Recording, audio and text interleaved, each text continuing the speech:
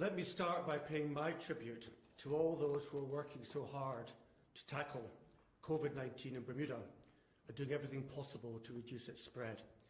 I offer my particular thanks for the excellent work being carried out by all the island's medical, nursing and health professionals. And as Governor Commander-in-Chief, I also thank the men and women of the Royal Bermuda Regiment and the Bermuda Police Service for all they are doing to support this island at this time, together with the other emergency services.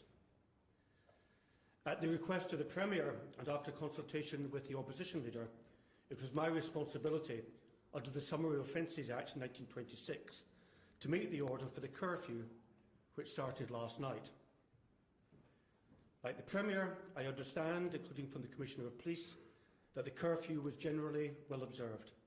I ask everyone to continue to respect the curfew and, of course, always to follow the advice of the Ministry of Health on practising good hygiene, staying at home during the daytime and practising social distancing.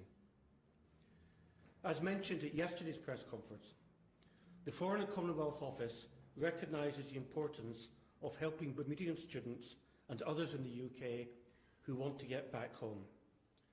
So I am pleased to be able to confirm that the UK Minister for the Overseas Territories, Baroness Sugg, has today approved an air bridge flight between the UK and the overseas territories in this region. A British Airways charter flight will come from the UK to Bermuda and then go on to the Cayman Islands. Now, the precise timing of this flight is still to be confirmed, but it is likely to be in the first half of next week. That timing is designed to give sufficient time to allow the flight to be also supplied and loaded with cargo for Bermuda, including, I hope, with pharmaceuticals, which are normally sourced from the UK and which are not Covid-19 related, but are essential to Bermuda. To help meet the costs, passengers will be asked to pay for their flight. We will be working quickly to agree the ticket price and the method for booking and payment, and we will ensure that this information is provided as soon as possible.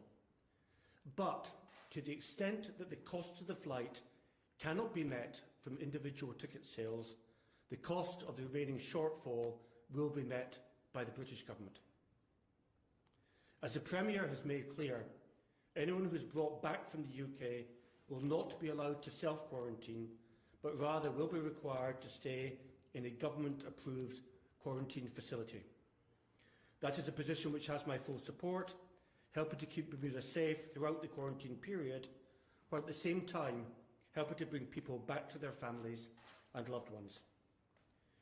The importance of getting people back home is also one that I recognise from a personal perspective.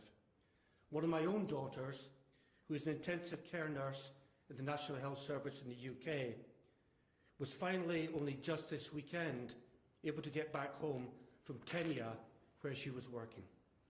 So I very much hope that we can deliver the same for young Bermudians and others who need to get back here.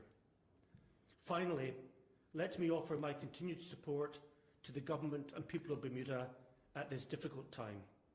Together, and despite all the challenges, I am confident we will get through. Thank you.